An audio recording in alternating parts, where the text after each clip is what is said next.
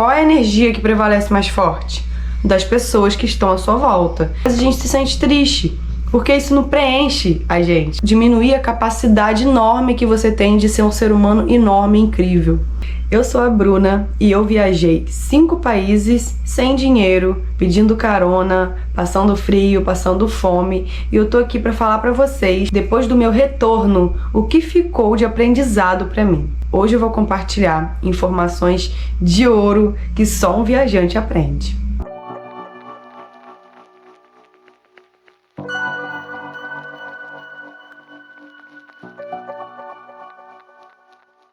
A primeira e mais chocante coisa que eu aprendi após sair do meu país, que é o Brasil, e chegar, por exemplo, na Argentina, eu percebi que o medo é cultural. As pessoas são mais boas do que ruins. Nessa cultura que a gente vive, a gente sente muito medo de sair de casa de noite, de andar com bolsa, de mexer no celular na rua, ou se não de andar sozinha sendo uma mulher. A gente sente medos que achamos que o mundo inteiro é assim. Porém, esses medos são culturais. Outros lugares, as pessoas não vivem com esse medo, essa ansiedade social de que qualquer coisa pode acontecer do nada. As pessoas simplesmente vivem em paz, elas vivem tranquilas. Elas não têm a necessidade de estar desconfiando de todas as pessoas que estão à sua volta. Na verdade, elas têm uma confiança em todas as pessoas que estão à sua volta porque ela não tem motivo para desconfiar dessas pessoas e a cultura dela não ensina que todas as pessoas são maus e podem ser perigosas saindo do seu ciclo. É isso que ensina aqui no Brasil, que você deve tomar cuidado, que você deve não confiar nas pessoas, no próximo. Mas isso não é certo, porque a gente cresce com uma ansiedade social parecendo que o ser humano é ruim, que o mundo é ruim, que o mundo é perigoso, que o mundo fora da nossa caixinha é perigoso. Mas isso não é verdade. É mais perigoso pensar isso. Você vive muito mais perigos concentrados na sua mente quando você sente medo de sair daquela bolha.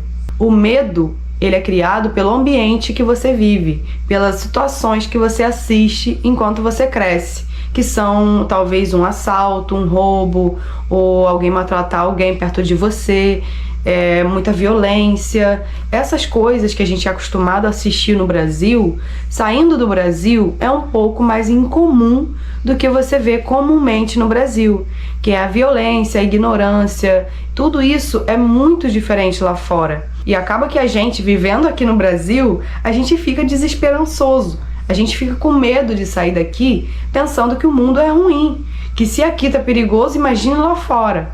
Mas quando eu saí, eu percebi que é o contrário.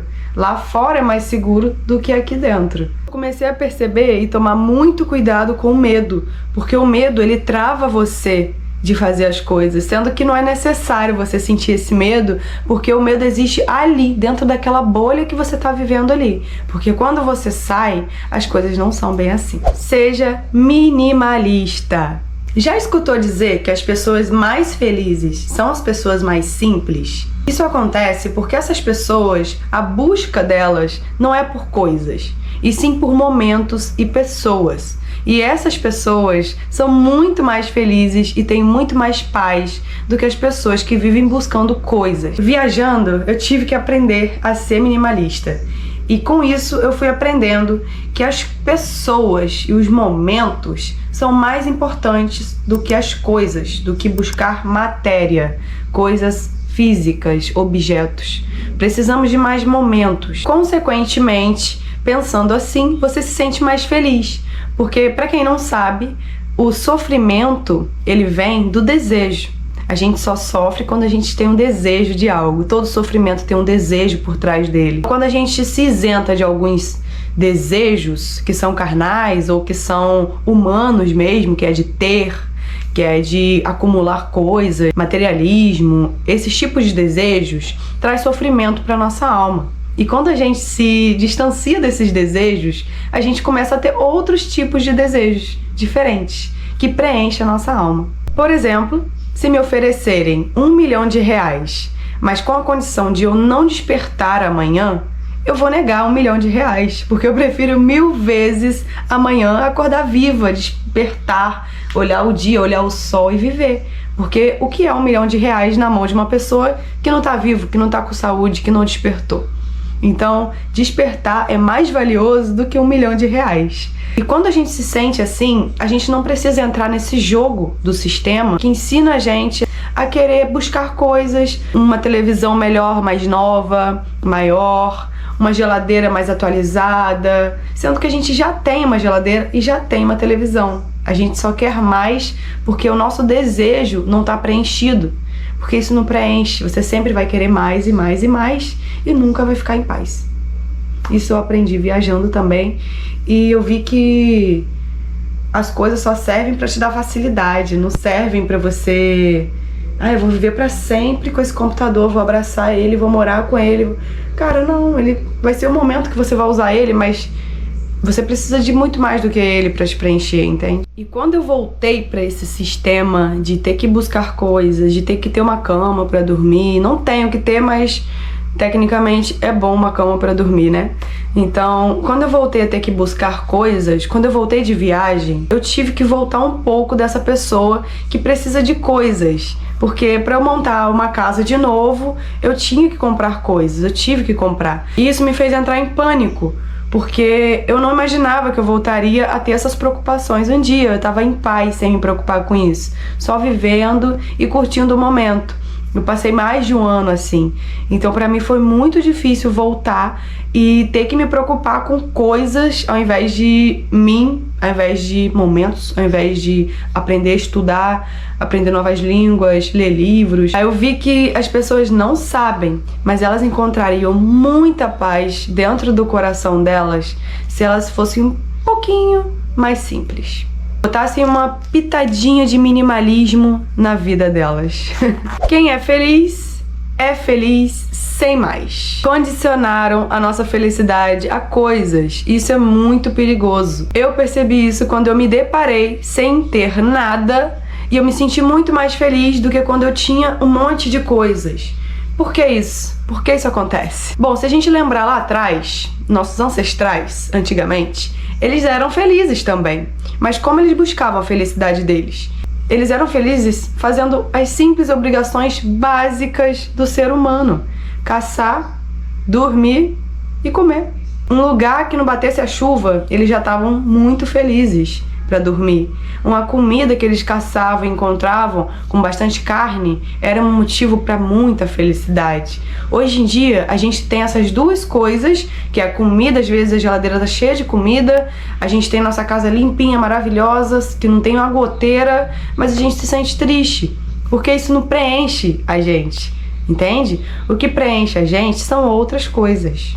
Mas a gente aprendeu que coisas materiais trazem a felicidade, o que não é verdade, porque os nossos ancestrais ficavam felizes apenas de ter comida, apenas de ver um filho nascer, apenas de você conseguir dormir bem num lugar confortável, minimamente confortável, como eles conseguiam dormir antigamente. Eles eram felizes de outras formas. Podemos aprender muito com nossos ancestrais. A gente acha que a felicidade é ter um carro, é ter uma casa bonita, é ter uma casa bem pintada, mas isso não faz mínima diferença na nossa felicidade. Isso não preenche a gente de verdade. Hoje as pessoas se sentem mais felizes em ter coisas do que momentos. Então, quando elas chegam na idade mais velha, na velhice, elas não conseguem se sentir bem com a própria companhia, porque ela não cultivou momentos, não se preencheu a vida toda como ela deveria ter se preenchido e sobrou ela e o materialismo dela. Ela não vai suportar o peso da própria companhia, o que vai deprimir essa pessoa. Porque o que preenche não vem de fora para dentro, e sim de dentro para fora. E o que essa pessoa carente de momentos, carente de recordações, vai buscar? Ela vai buscar álcool, ela vai buscar uma comida dopaminótica, ela vai buscar comprar algo compulsivamente sem precisar comprar. Ela vai buscar tudo que o sistema ensinou para ela que faz ela ser feliz e vai continuar nesse ciclo até um dia vir a morrer e não ter curtido nada, ter só ficado em volta com as coisas que a pessoa comprou e trabalhou para aquilo E foi essa a vida da pessoa. Foi isso que ela fez na vida. Comprou coisas e deixou para outras pessoas. A busca por materialismo é papo fiado. Isso porque quando alguém não sente o propósito dela, dentro dela, ali ó, gritando, um segmento espiritual, o que ela faz? Ela entra na fila indiana da sociedade. Ela fala, vou fazer o que eu tô vendo que os outros fazem, porque eu realmente não sei o que eu quero pra mim. E acaba que essa pessoa vira uma pessoa completamente frustrada. E quando bate essa frustração, dificilmente ela vai conseguir sentir paz. E o que ela vai fazer quando ela não consegue sentir paz? Ela vai começar a buscar no exterior. Ela vai comprar um carro, ela vai pintar, reformar a casa, ela vai fazer coisas que parece que preenche, mas não preenche. Sendo que aquilo ali não é seu, aquilo ali é, no momento, pertencente a você, mas não é seu, porque uma hora você vai bater as botas e aquilo vai ser de alguém e vai para algum lugar, certo? E o tempo que você ficou aqui, você gastou pagando aquilo, conquistando aquilo. Pra no final, o mínimo de tempo você vai desfrutar de verdade e deixar posteriormente pra outra pessoa desfrutar. Porque a gente só tem certeza de uma coisa nessa vida.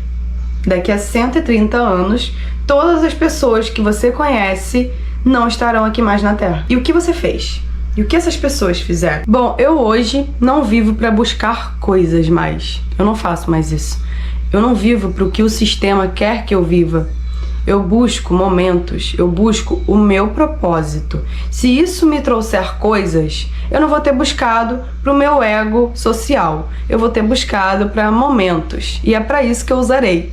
E não para o meu ego, para eu mostrar e ostentar que eu tenho um carro novo. Eu nunca vou querer fazer isso. Mas se eu tiver um carro novo, eu vou buscar toda a minha família e vou sair para viajar. É esse tipo de coisa, entende? Mas se isso acontecer, foi porque o universo quis que acontecesse. Eu não vou viver a minha vida buscando ter um carro novo um dia. Viajar me dar mais ouvidos ao meu lado consciente. E por eu dar mais ouvidos a isso, eu vou me controlar ao máximo para não cair no marketing do capitalismo, no marketing do sistema. Porque enquanto você está focado, é muito fácil você não sair do seu foco, mas quando você se insere em outro sistema, aí você precisa rever, porque você tá de um jeito e em volta é outro jeito. As pessoas em volta estão dizendo outra coisa, estão pensando de outra forma, e você está pensando diferente. Então, qual é a energia que prevalece mais forte? Das pessoas que estão à sua volta.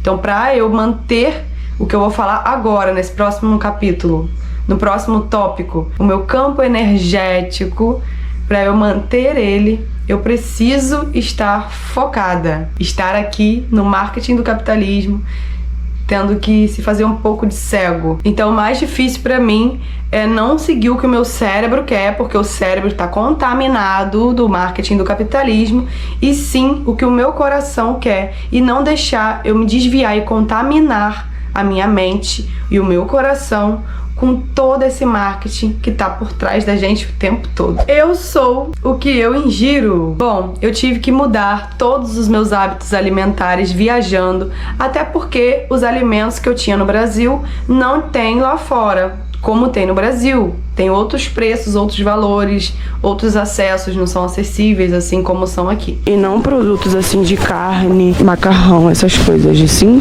coisas assim, ó, grão, tá vendo? Por quê? Porque aqui não vem muitos produtos de fora, entendeu? Esse é o mercado deles.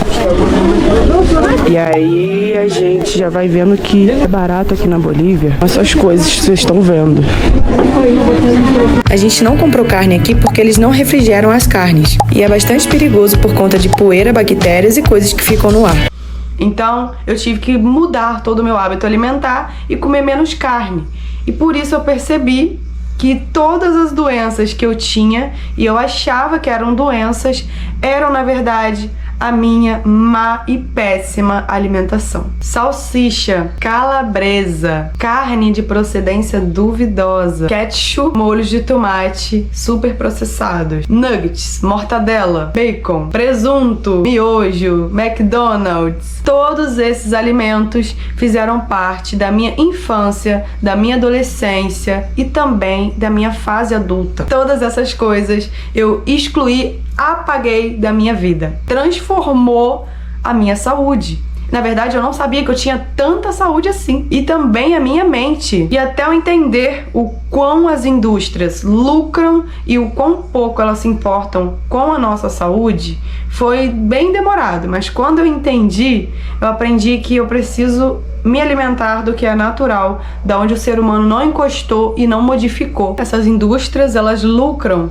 em cima da classe mais baixa. E eu faço parte disso, fiz parte muito tempo da minha vida dessa classe baixa que costuma pedir comidas dopaminóticas e não comidas para o corpo e sim para a mente, né? Que é o que as indústrias mais vendem, porque queria comer algo gostosinho, porque eu merecia. Na verdade, eu não merecia nada daquilo, meu corpo muito menos. Eu sempre agi dessa forma com o meu corpo, de forma dopaminótica, comidas gostosas, com muito sal, com muita gordura, ou muito açúcar. Então eu nunca me importei a esse ponto com o meu corpo, até eu parar de comer dessa forma e ver que 90%, 80% dos meus problemas, vou dizer 90%, desapareceram de uma maneira mágica. Eu tomei a consciência de que o que é bom para o cérebro nunca é bom para o corpo. É sempre o contrário. O que o cérebro reclama, o corpo vai agradecer, mas de uma maneira maravilhosa, e ele vai te recompensar. Pode ter certeza disso. Confia na boa alimentação. Pode confiar. A questão não é dinheiro. Muitas pessoas dão essa desculpa de que é mais barato essas comidas que fazem mal. Uma linguiça é mais barata, mas se você parar para analisar, um nugget, um pacote de nugget, é bem mais caro do que uma cartela de ovos. E bem menos nutrientes o seu corpo vai absorver comendo um nugget. Mas comendo um ovo, o seu corpo absorve muitos nutrientes. Então, o mais barato compensa muito mais. Verduras, legumes e frutas no Brasil não são caras, são baratas. Caro é comprar uma linguiça, um bacon, uma carne assada, isso é caro. Ansiedade é o ambiente. Eu posso dizer mais do que nada, porque eu tenho TDAH e tenho uma tendência muito alta à ansiedade. E eu percebi que saindo do ambiente que eu tava e indo para outros ambientes, a minha ansiedade evaporou. Bom, eu sei que viajando eu tive que praticar muito a minha paciência, porque muitas vezes as coisas demandavam esperar e ter paciência mesmo. Então eu tive que praticar a paciência viajando. Eu aprendi que a paciência, ela é uma virtude. A paciência, ela faz tudo na sua vida dar certo. Porque muitas vezes as coisas não acontecem por falta de paciência. Porque a paciência nos ensina o quê? Que o tempo, você tem que respeitar ele para as coisas acontecerem. O tempo é isso aqui. Se eu tenho a paciência até aqui eu já perdi, eu não chego onde eu devia chegar. Eu chego até aqui e desisto. E não acontece nada. E aí eu fico mais ansiosa, eu tenho mais problemas, eu vou buscar outra coisa. Então às vezes falta só um pouquinho de paciência para as coisas darem certo. Já parou para pensar nisso? Eu pude perceber que pessoas que estão no capitalismo, que estão nessa vida de buscar ter, de coisas materiais, essas pessoas, elas têm muito menos paz que as pessoas que estão lá na natureza, no meio da mata, ou sei lá onde for, comendo só coisas naturais e vivendo na harmonia da natureza. Essas pessoas aí têm muito menos ansiedade do que quem vive na correria do dia a dia. Essa correria é o que faz a gente ser ansioso. Isso é muito perigoso, porque a gente pensa que o problema é na gente, mas não é. O problema é o ambiente que a gente está. E aí a gente busca 1 bilhão de formas de melhorar a nossa ansiedade, sendo que nunca vai melhorar, porque o problema não é a gente, é o ambiente que a gente está. Bom, eu aprendi com a viagem, mas também com a física quântica, que o nosso campo energético manda em tudo na nossa vida. Em tudo, todos os projetos, para dar certo ou não, depende do nosso campo energético, do que estamos vibrando, porque o que estamos vibrando é o que vibrarão para nós de volta. Muitas coisas às vezes não dava certo na minha vida porque eu tava com a energia baixíssima, eu não tava botando fé de verdade naquilo. É muito mais fácil cuidar da sua energia quando ela é a única que prevalece no ambiente. Você consegue muito mais fácil, mas a prova real está quando você vai para um ambiente em que todas as energias estão super condensadas, super emaranhadas, super pesada, e aí você tem que manter a sua paz interior e a sua energia na alta, sendo que ao seu redor você está vendo muita pobreza, pessoas reclamando o tempo todo, jovens e adultos e velhos também nesse sistema rigoroso e injusto. Isso tudo, tendo que lidar com tudo isso e viver no meio de tudo isso, voltando para o Brasil, foi a minha maior dificuldade. Para manter esse campo energético na alta, vibrando uma frequência boa, alta, é muito mais difícil quando ao seu redor não está vibrando essa frequência. Está muito bem explicado isso na física quântica. E por isso a gente entende que o ambiente, ele manda em tudo, até no seu campo energético. Cuidado com os ambientes, porque eu aprendi na prática, e é verdade, quando você está vibrando alto, as coisas acontecem na sua vida. Às vezes você mesmo trava você de conseguir aquilo que você tanto almeja conseguir, porque a sua energia está sempre vibrando na baixa e o universo não vai te retornar isso, ele te retorna o que você está emanando. As pessoas, elas dão mais valor a coisas do que as próprias pessoas. Vou dar um exemplo para vocês entenderem melhor, do Rodrigo Faro no podcast, falando que ele jamais pagaria uma pessoa para limpar a piscina dele por R$500. Ele mesmo vai lá e limpa.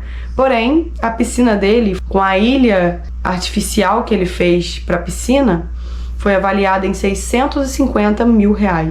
Sabe quem limpa a piscina? Eu que entro. R$400 o mergulhador com snorkel com bomba de oxigênio. Eu falei, não, vou pagar 400 pau pro mergulhador, eu vou fazer. Aí, ó.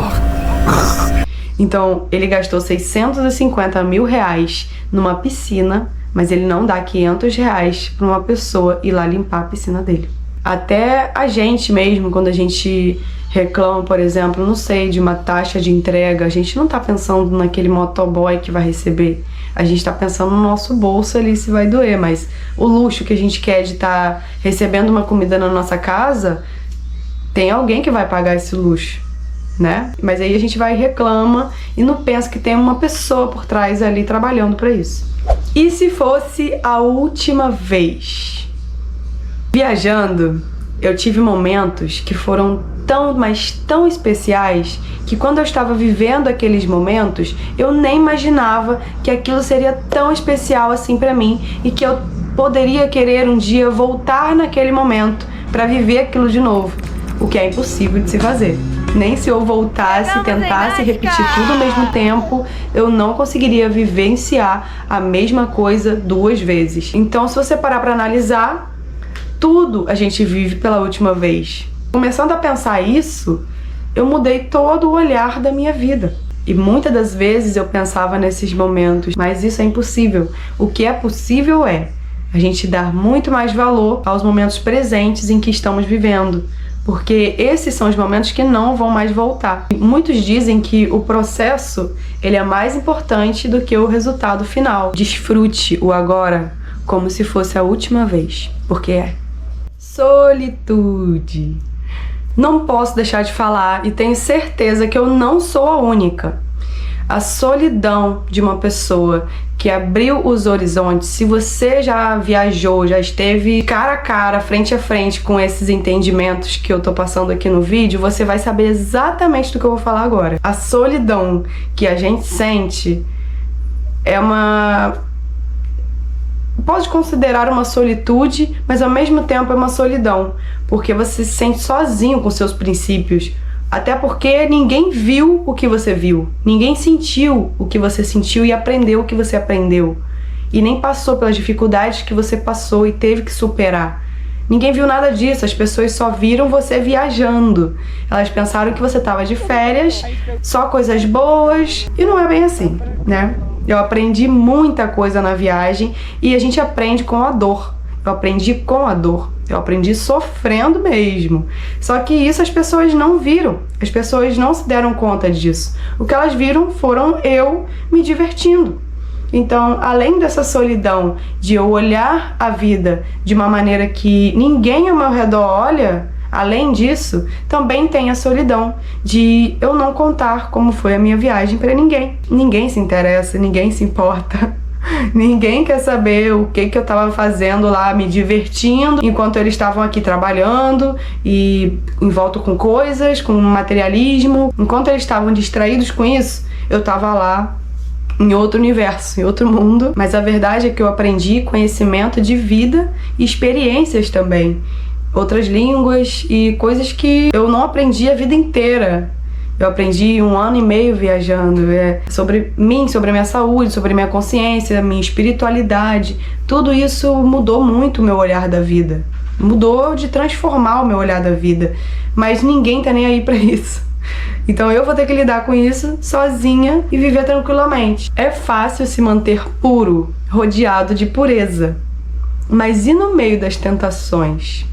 O quão puro você se mantém?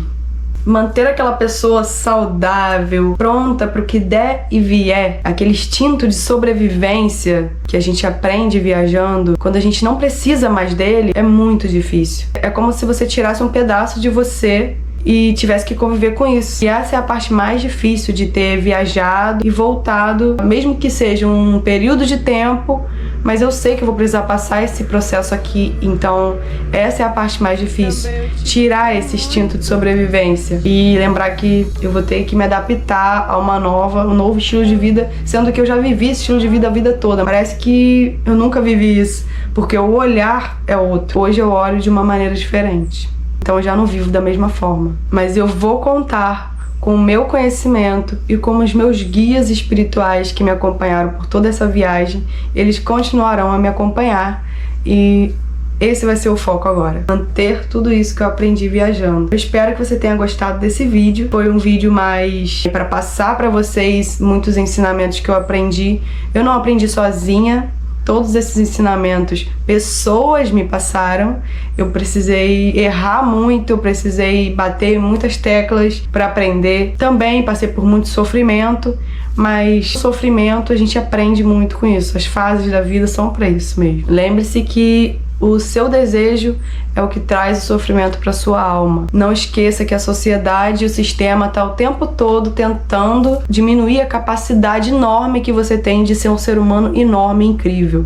Não esqueça disso, porque é isso que o sistema quer que você faça. Que você siga aquela fila indiana, faça o que todo mundo faz para que você tenha o resultado de todo mundo. Você é especial, o seu resultado vai ser só seu. Pode confiar nisso. Até o próximo vídeo. Tchau, tchau.